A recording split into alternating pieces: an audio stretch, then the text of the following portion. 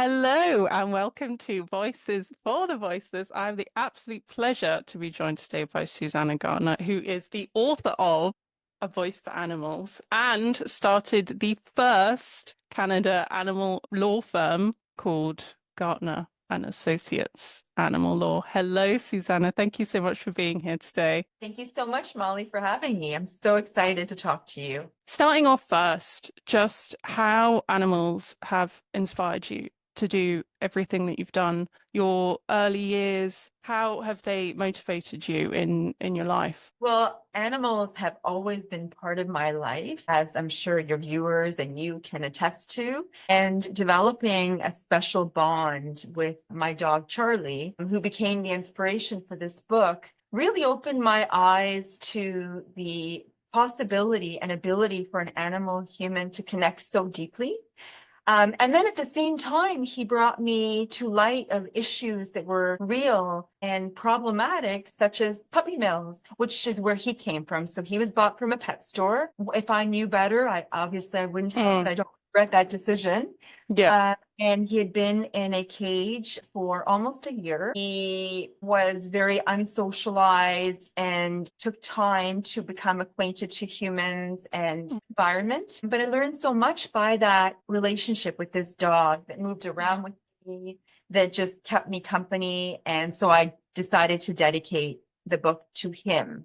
And of course, all animals along the way. I must say I am in complete solidarity with you because I also recently lost my cat. So I completely understand the impact it has, but it does kind of inspire you, doesn't it? It pushes you to do it for them almost. Obviously besieged with grief, but you're just committed to them. And I think it's one of those things that unless you know that kind of love, I mean, I could be wrong in saying this, someone might disagree, but I think unless you've had that sort of connection with an animal, I feel like sometimes it can be hard to even imagine what it's like. Yeah. Yes, until you do. And first of all, I'm very sorry. My condolences on the loss of your I cat. appreciate it. Ditto. Thank you. Yeah. I'm very sorry. It's very hard. And sometimes people have to grieve alone, in particular when others didn't have that kind of bond and relationship. So I'm sorry. I'm sure Ditto lived a wonderful life. Yeah. Yes, mom. I completely get it. You're just absolutely inseparable. I must say though, I have never had a dog, so I can't fully imagine because obviously with Bowie, my cat's named after David Bowie. Oh, Which, I love it. Watching his biography 2 nights yes, ago. Yeah, I big just, animal lover. that's it. That's it. He was just amazing. It was a good Amazing. choice. But I think with dogs, as you said, you take them everywhere with you all the time. Yes, So you do. Yes, so you share experiences. At the same time, though, a cat, I mean, there's nothing more intimate than a cat and human relationship because cats are maybe more particular and they develop bonds in different ways, which is really like they can be more discerning. So my cat, who's not here at the moment, but he's somewhere in the house, but he has his preferences and he has his own unique personality, and cats are just as wonderful and interesting as dogs, in my opinion. yeah, they're very different, aren't they? I mean, They I are. like what you said about cats. It's almost like you have to win their affection, but with dogs, Yeah. it kind of seems like maybe, although, as you say, for someone like Charlie, you had to really earn his trust. I can imagine it coming from a puppy mill. Yes, it didn't take long, I must say. Yeah, right. It's true though. It's true though. It is it's a different type of relationship, but nonetheless, both are beautiful and special. Yeah, And agreed. so that's where I was motivated. I mean, even from a young age, if I go way back when, I think that the bond and the feelings we have for animals starts for most of us at an early age. But for some of us, like you said, if you haven't had that connection, you may not be able to understand fully until you do. And I hear those stories. Oh my gosh, until I adopted my cat or my dog. And then I just felt this special relationship. And then when we lose them, how difficult it can be. And then inspire us to want to do more for them, Yeah. which is wonderful. It's the price we pay for love, isn't it? That Yes, that yes, it is. horrible that horrible grief. And I've had it three times now, three cats I've loved. But it's worth it, isn't it? Oh, yeah, it's worth it. And isn't each one of your cats different and brings you and teaches you different lessons and relationship, which is also amazing. Yeah, yeah, they all have a lesson to teach us. I'm so glad you said that because the amount of people, if I spoke to them about my cats and said, "Oh, they they've taught me, she taught me this, he taught me that," they'd be looking at me thinking, "It's only a cat," but oh my gosh, Oh, it's a member of your family. that's it. That's it. They are a member of your family. So tell me about Charlie. Tell me about how did you find out about the puppy mill? Obviously, not something that you were familiar with at first. No, so it happened as I was adopting him. I really didn't know. Our first dog that I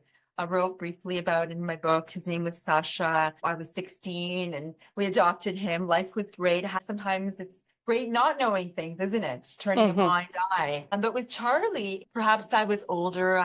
I was in a phase where I had finished law school, excuse me, trying to find my calling in life and started researching where did he come from, wanting to know where his parents were, what happened. And then I slowly started learning about the problems with pet stores and puppy mills and why we shouldn't support them. And thankfully now the laws are changing and they're being closed in more and more and more places as people become aware. But we still have to educate others because they may not understand that these dogs are kept as commodities used for breeding, sold for profit, and they live in terrible conditions for the most part. They don't get walked. And it's a very sad cycle that continually repeats as we want these so-called designer dogs. And so it's all about choosing individually, making these individual choices, and then educating others on the responsibility that comes from a human to an animal, that relationship. And it goes from where we adopt them from. Absolutely. What would you say if anyone listening now is going to go into a pet shop? What would be your tips for identifying if the dog may, or the cat, or the rabbit, any animal, fish born in vats, that happens as well, Yeah. for any animal that may have kind of been farmed with less animal welfare consideration? Well, I would say that for the most part, I don't want to say all. I never like to use that word for certainty. I would say most likely the dog came from a puppy mill situation, a breeding situation. So you could ask about the breeder and find out pretty quickly if the breeder was ethical or not. And when I say ethical, I mean there are breeders, so I don't want to be bad mouthing everybody because it's not fair. Some breeders are very interested in a particular dog breed. Someone may have allergies. So there is that, right? We want to balance this point by suggesting that there may be some well-intentioned breeders. But yeah, you would start with that, finding out the history. Where did this dog come from? Where do you get your dogs from? And you can quickly learn by the response of the manager, the customer service representative, what answers they provide you. But the bottom line is that these dogs can be found in shelters and rescues and sanctuaries. And that's where we want people to go first. Yes, yes. I mean, thankfully now, I think I read that New York was the sixth state. Is that right? Sixth Yes, state? yes, which is amazing. Whoa, amazing progress. It really is shutting down these puppy mills. Now, that being said, enforceability becomes an issue too, of course, with every law that's passed, but it is still progress. And so we want to remind people to do their research, do their homework. If they are, for example, like I said, allergic to dogs and certain breeds,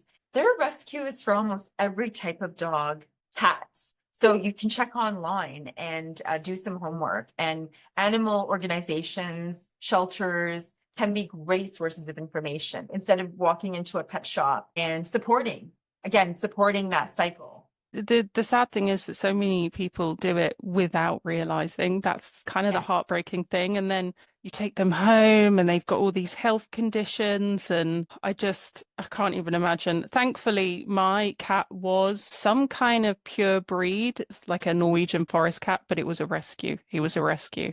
which is the way to go, isn't it, really? Yes, and so that's a great point that you bring up with respect to health issues. So, for example, Charlie had luxating patella, which is a common condition in his joints that's created through this breeding situation. And so many of them do have health issues. So I hear people say, oh, well, I want to go to a breeder. I want to be insured that my dog will be healthy, well, won't have any health issues. Well, then I fast forward to our lovely German Shepherd, Lily, was unfortunately, we did get her from a breeder. Again, I didn't know as much as I know now, and she did have issues, unfortunately, through this breeding cycle. So sometimes it's best to just go to a shelter, and you just might get a mutt that is healthy and happy, and you've saved a life.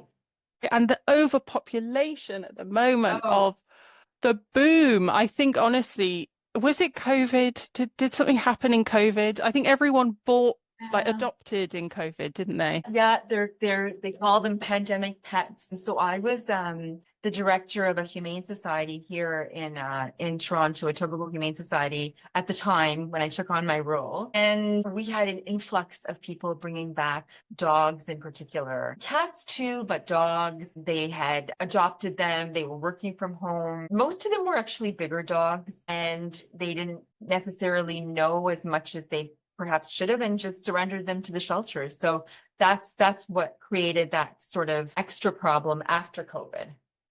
I think one of the most heartbreaking things is animals being returned. That Oh, just, did you have a Etobicoke, is it? Etobicoke Humane Society. Etobicoke. Okay.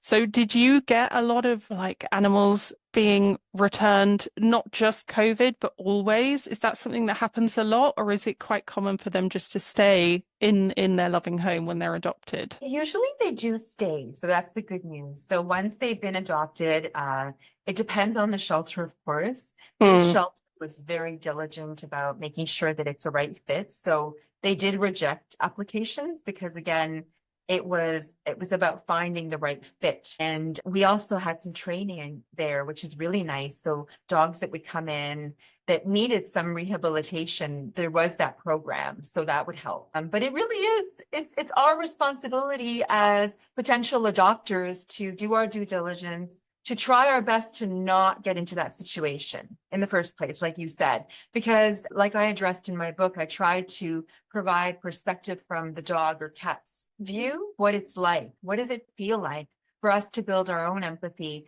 to be, like you said, in a loving home for a year, and then to be Hmm. shelter, a cold, sterile place, an unfamiliar place with sounds and loud noises that may not feel good. And then, unfortunately, they don't get to show their best selves in that situation, which also creates a problem. So at the end of the day, it's about the human animal relationship and also the intention to want to make it work. Like Hmm. all things in our lives, isn't it? Absolutely. You gotta give them a chance. I mean, especially it's pertinent to mention the trauma, where did they come from? They're gonna have some behavioral issues. And I think that may be why a lot of people do go to breeders and don't adopt, because they think that they're gonna have this big task making domesticating them, getting them used to humans. In my experience, because all my animals have been rescued. In my experience,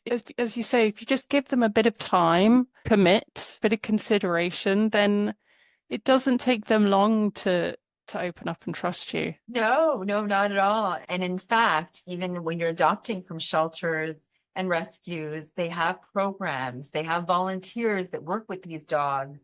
You may be even getting a better dog than if you went to an individual breeder that is interested in selling, right? When you think about it, what's the intention? Selling a particular animal, when there is this knowledge that these pets are being killed in shelters. That's just the reality, they are. And until we empty these shelters and adopt from them, we are contributing to the cycle of Yeah. disposability of animals. I can't even believe we're in 2025 and this is still happening. I repost on LinkedIn. There are some people that love to, must be a side, they have these rescues and they're featuring animals every day. And then I see, red listed on the euthanasia list. And it's just gut-wrenching, these beautiful, innocent souls. So I would say again that if we want to help, we want to start with ourselves and be examples. And so I am a big proponent of adopt, don't shop.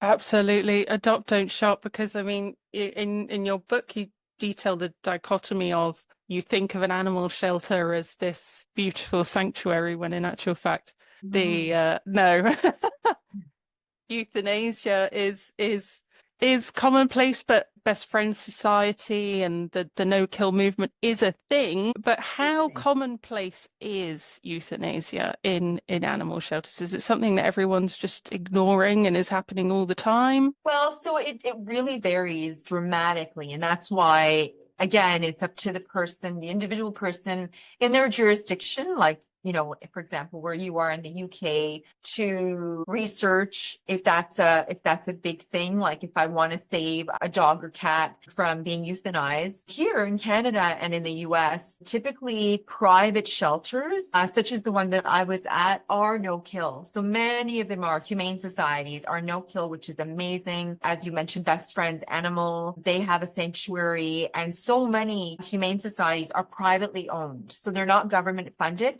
And I don't want to say all, because I don't know if all of them are, but most are implementing no kill. Again, now it may not mean they never euthanize an animal. Like, for example, if there is medical issues, behavior that's irreparable, that may be a policy, an internal policy, but most of them do try to adopt them out or have sanctuaries. Municipal towns, municipal shelters are different. So you might want to go there if that is a priority for you, to say literally save a life. But even in the humane societies, you're taking one dog or cat out, then another one gets a chance. I think if I was going to adopt, I'd want to save one from the red list. I feel like that is just unimaginable. I mean, these are healthy animals. These are Yes, they have potential. Yes, they do. They do have potential. So, and I'm going to say that it is society. It's our responsibility, you know, without again sounding heavy about it, but there are things that we as individuals can do, and then collectively what we can do. And it starts with please adopt.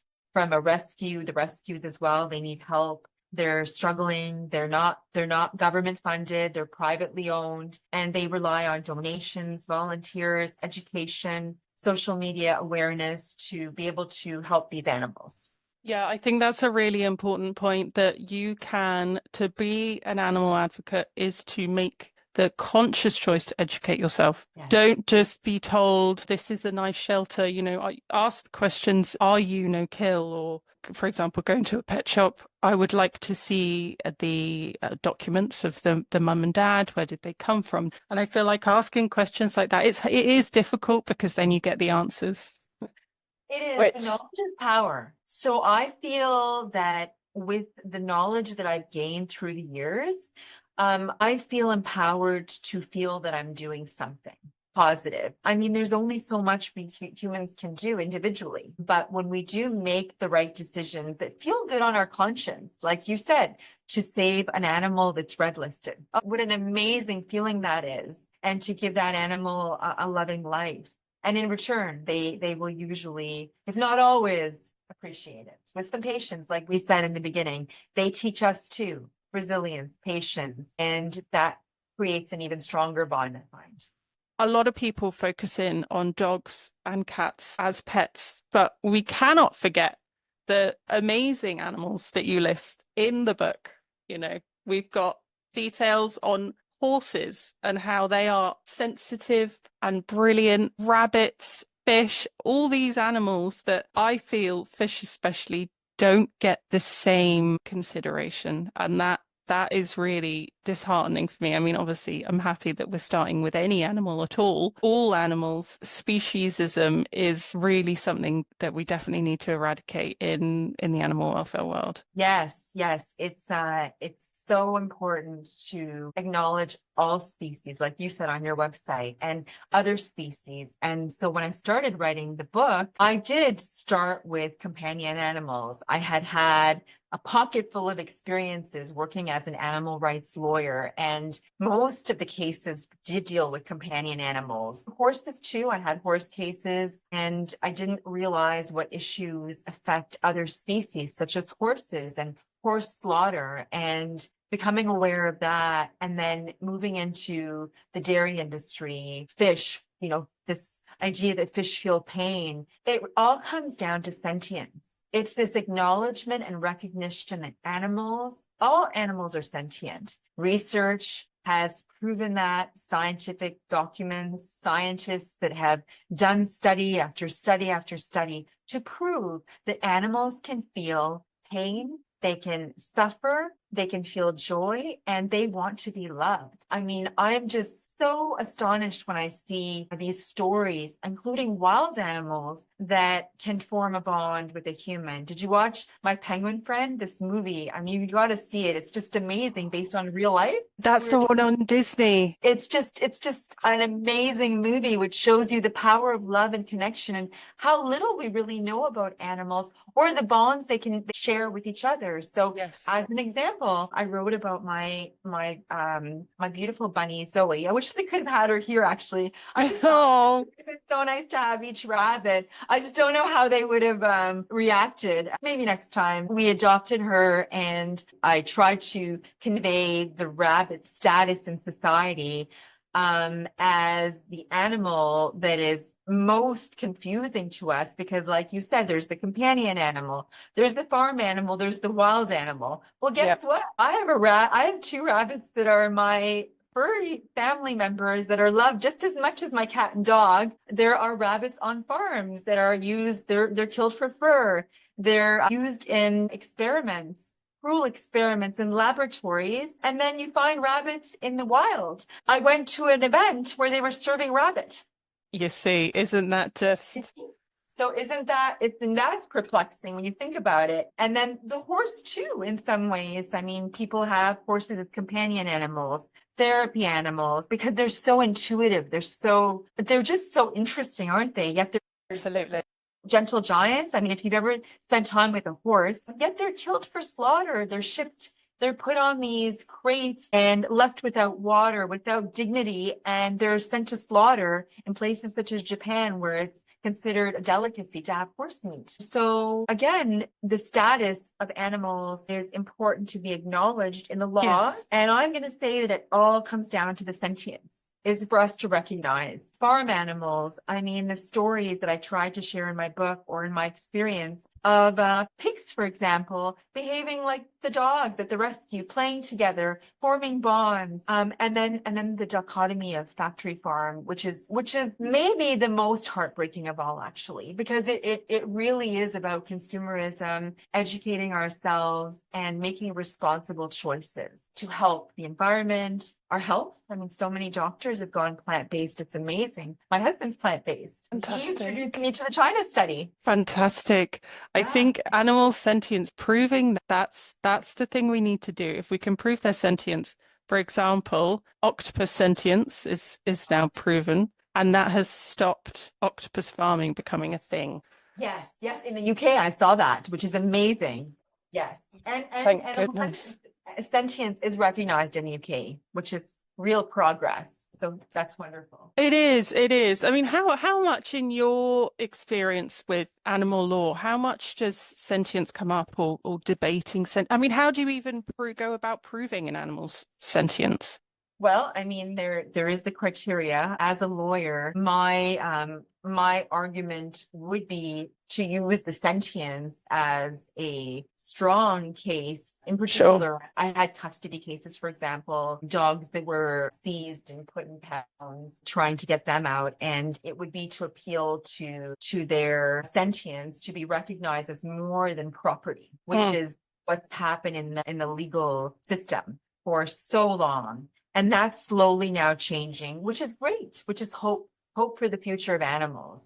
So to acknowledge them as sentient beings, to look out for their best interest. So the farm animal, that is the slowest, I would say, to be honest, Yeah. in terms of progress. But it's happening. It's happening. I mean, there are definitely improvements being made for farm animals too. It's slow, but we're getting there. I mean, there is hope. I'm just waiting the day that we let them all out the cages, no battery farming, we get those pigs out of the sow stalls. That for me, people ask you what keeps you awake at night, and I think Yeah. that the reality of a sow stall is probably one of the things that keeps me up at night. But there'll be lots of people listening to this now that won't know what we're talking about, and it's that I appeal to the better nature of humans when I say, I think when they see that picture of that video, whatever it is, they will then go, oh, okay. Knowledge, I keep saying that knowledge is power. The more we know, the less inclined we are to personally want to contribute to animal suffering. I was Totally. inspired at a young age by Paul McCartney and that quote, if slaughterhouses had glass walls, would become vegetarian. So as you and I talk about this issue and bring to light the fact that innocent pigs, I mean, they can't move.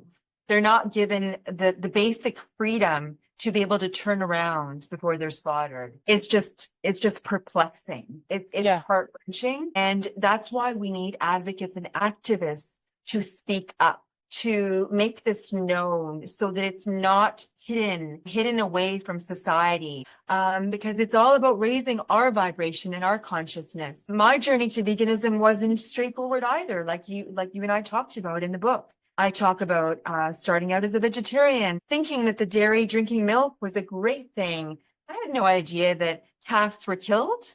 Honestly, talking to someone like yourself that stared in the face, I mean, the cases that you must have dealt with in your practice, I can't even imagine the things that you've seen about, animal cruelty and animal lack of animal rights. Yeah, there were some sleepless nights. And at the same time, there were some real heartwarming stories and moments. For example, a dog getting seized and breed-specific legislation that prevents dog parents from having so-called pit bull breeds and getting them out of the shelter and getting dogs that may have bitten someone due to lack of information or just a problem that occurred was really, really lovely to do. And then, the cases that are hard, you really do have to compartmentalize just to realize that you can do only so much, but that you are Yes. helping.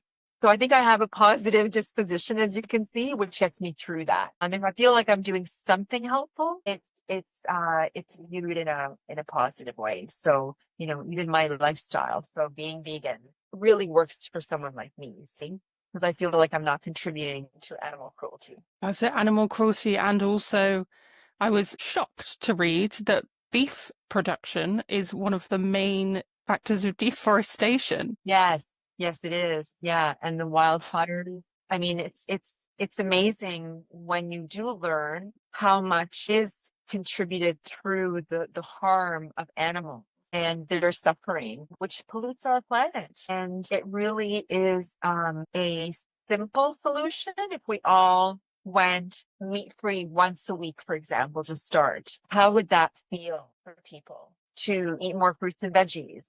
Which is what we probably should be doing in any event, right?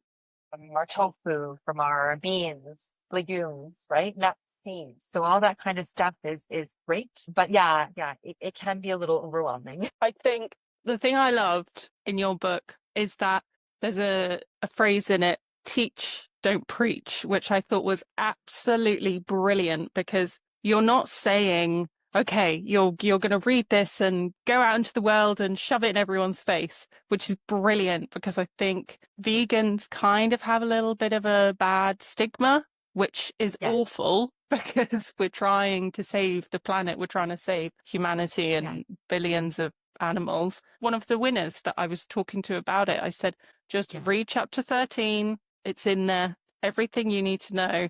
Yeah. And then going back to what you said, which was to really try to meet people where they are. It's true with the Yes. veganism. People get turned off, they get intimidated, it's extreme. We have to meet society and individual people where they are on their journey.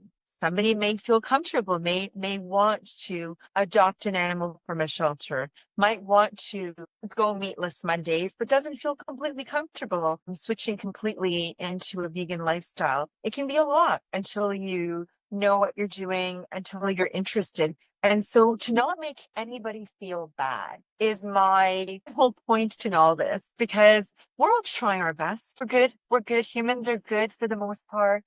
Our fault individually what's happening. So we can only do our best from where we are at in our own journey. And that's where my book, I hope, is helpful and inspirational. It's not preachy. At least I try not to be preachy at all about it. If you want to learn more about veganism, learn more about sustainability, then read the book, because it's a really good representation of a journey. It's not just click your fingers, because I was the same. I mean, I was pescatarian, and then I was milk, eggs, etc. Had no idea. And then, and then even with fashion, fur, leather, that kind of thing. You just such a big undertaking, and I think people need to be more mindful of that it's a lot. It's a lot to learn, a lot of information. It is. And again, you don't have to do everything at once. You can choose. That's where I think that I spent some time on the resource guide at the end of the book to try to give people some inspiration, somebody that may be really passionate about wildlife issues, wildlife captivity, zoos, circuses. I mean, there are organizations that help these causes. Other people may be really inclined to learn more about farm factory. So I do list organizations, and it's a starting point, you see, and that's why it's so great is that there's so many things that can be done. And that makes it actually pretty exciting, I think. In your book, you're very helpful with someone. If they want to make a change, how can they? How can you make a difference in, because it feels like you're fighting a losing battle sometimes with these legislations. Oh, that's a really great question. So again, there's so many things that you can do to make a difference. And you can start with wherever you are on your journey. You can take action. Feel like you're doing something by showing that you care about animals, talking to other people, becoming a volunteer, dedicating your life like I did. That's achievable, that's doable, or not. Having this as your passion project. Joining an organization is a great start. You get to meet wonderful new people. Like I met you, for example. Absolutely. And you're helping the cause, sharing on social media. And that's very strong, especially in your age group. That's key, is it? Very powerful. Absolutely. To growing awareness of animal issues, sharing heartwarming stories, having a connection to, for example, farm animals. I'm going to the sanctuaries this summer. I'm doing a YouTube series, a sanctuary series, for just to showcase, to tell their stories. Good for you. That's brilliant. Yeah, so people can connect to the individual animals to learn more about them. That's what it's really about. That's why we may have a strong affection for our own beloved companion animals, and we learn their quirks and personalities, but then we don't realize that farm animals, wildlife, have just as much to offer in terms of their individuality and their sentience. So that kind of stuff it's just never ending. So it starts small, start making one change in your life. You could become a politician. You could advocate for legislative changes. I mean, I have friends, for example, one of my friends is going before municipal council. She's not a politician, to advocate against circuses in her town. And they've started a petition, then they approached the legislature, and it looks like it's going to pass. So this traveling circus can be shut down. Yeah, and the good news for all of us is that there is momentum now, you see. Almost every week I share a highlight positive animal victories and laws that are passed on, mostly on my LinkedIn, or I have another Instagram, voiceforanimals.org, where I just share positive news stories. I really try to stay positive because I feel, from my own personality and perspective, that I can share the victories in a more positive light. But there are people that do it in other ways. So someone listening to this may feel strongly that they want to show what happens, for example, in slaughterhouses. That's just as powerful, if not even more powerful. It's just very hard for someone like me. I appreciate that there are organizations out there that do shock value. It works for some, but I'm also aware that alienation is a real risk. I do honestly believe that people need to come round to the idea in their own time, and that they can't be told how to think about a situation. Yeah, I mean, for example, with my husband, like he had gone in and out of being vegan for at least a decade. And of course, he's not here to speak for his own case. I can share my perspective of what I think was a turning point for him, which was when I had taken my children and him to a sanctuary. It was a cow sanctuary, and seeing the cows up close and looking into their beautiful brown eyes, making that connection of their sentience can be Yes. just as powerful. You see, you help out, you meet the individual animals. This is individually, and then collectively, it's a little bit different, isn't it? It's a different struggle, right? But it is Yeah. happening, and we are moving toward more plant-based.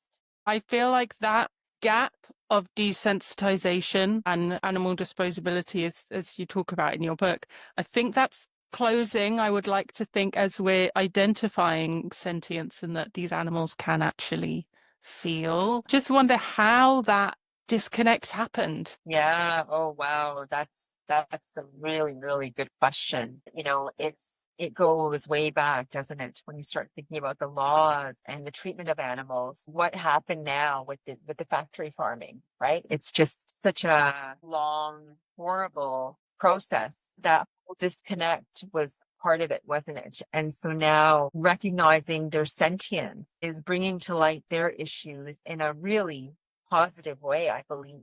Maybe the supermarkets having just, I don't know, a piece of meat on a plate in a box, whatever. It's funny, yeah, that you mentioned that. We were in Whole Foods a couple of days ago and walked by the fish aisle, and literally, like, there was a whole dead fish on ice for display with the eyes and with the corpse, and it's just making that connection, that Yep. realization. Oh, wow. Yeah, they're on their own journeys. They're on their own journeys. Some people don't Yeah. think that they're sentient, you see. So we have to meet Yes. people where they are.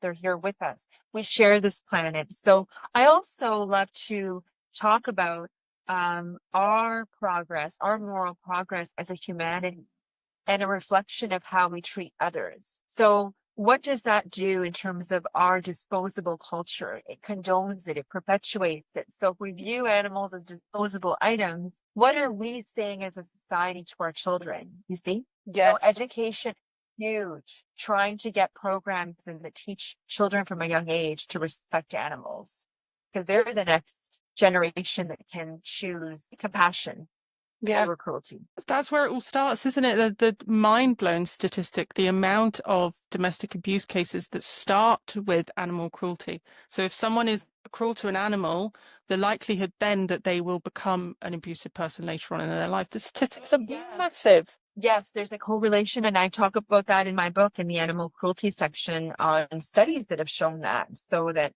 someone that starts off hurting animals is much more likely to hurt another human. So again, it's this mirror, this reflection of what we're doing. So I say speak up. If you see something that feels wrong, speak up, contact authorities, contact a shelter, and make your voice heard. That's why I called the book A Voice for Animals. It wasn't just for me. For all of us, be a voice for animals. Help them, because they can't speak up for themselves. They have no voice. And sadly, so much of the harm that they have to endure is due to humans, right? To Yeah. humans.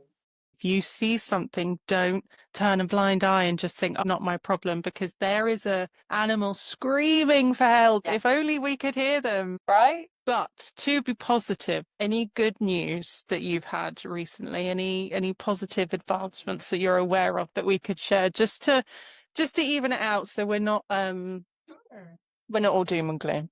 So many positive advances are being made daily all across the world. The fact that animal sentience is recognized in legislation in places like the UK, in Canada, Quebec, New Zealand may have been the first.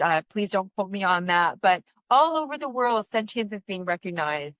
Spain passed jurisdiction that would consider the best interests of animals in divorce cases. Mexico enshrined animal protection into their constitution. Circuses are being banned. Hear about it, see about it day by day. Washington, for example, has shut down circuses. There are so many positive movements taking place and laws on a daily basis. Cruelty laws are being passed. So it is positive.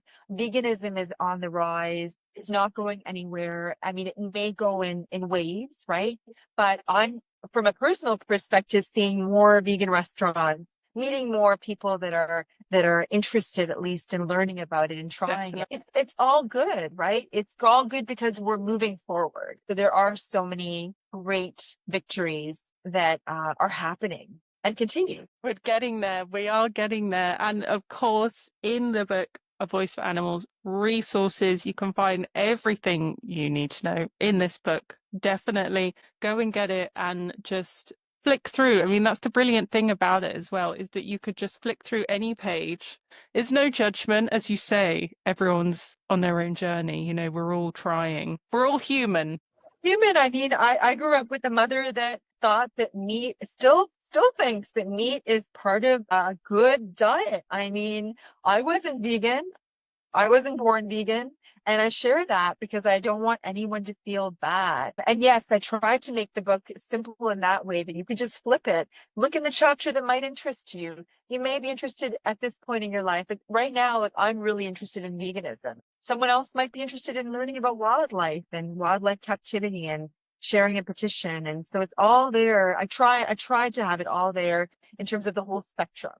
So we're covering the animal rights movement and what can we do as individuals, and then collectively what needs to happen to make positive advances for animals, which is happening, by the way. There's no doubt. I think Animal Lovers United, it's happening. We are making their voices heard. Finally. That we are making their voices heard, and also getting yourself with like-minded individuals like you and I are having this wonderful, engaging conversation because we feel the same way. But then maybe someone is on the fence. They're kind of curious about veganism. They might be vegetarian. Maybe then taking them to an amazing vegan restaurant. I mean, I've done that with people. They're surprised. Wow. You can have a delicious vegan meal. No, I know. And there's one Beyond Burgers, I think it is. You wouldn't know the water use to make that meat. I can't remember off the top of my head how much water it takes, but it's a lot. Really is killing our planet. It's hurting it. And I don't think most of us want to do that. So yeah, start small, make little changes. I mean, that's what most of us did, and get informed. The more you know, the better you will be equipped to make the decision that feels right for you in terms of your journey. That's what I say. And just try to implement small acts of kindness. So it doesn't have to be something that you do 24 hours, but being kind to a human, to an animal, really does wonders, I think, for us, for our soul. Animals, what would we do without them? I mean, they're just the light of my life. Really are. They really do love us unconditionally, and they really do give us so much, and we can learn so much from animals if we spend time with them, whether it's a fox or a dog or a cat or a rabbit, horse, farm animal. I mean, they really are amazing. Even the animals in the ocean that we may not be able to see when we learn about stories. I mean, it's just amazing. I am very thankful to Charlie for inspiring this wonderful book. And of course, for anyone listening, Suzana Gartner on Instagram. You also have a plethora of brilliant blogs on your website as well. It's just been an absolute pleasure reading the book, talking to you, doing this podcast. I hope we can do it again. And thank you so much for joining me today and sharing all your wisdom and stories. Thank you. Thank you so much. And you're an inspiration. And what you do is you're helping bring together the animal rights community, and on a social platform, it's much needed. So it's an honor, and I'd love to come back and talk to you again.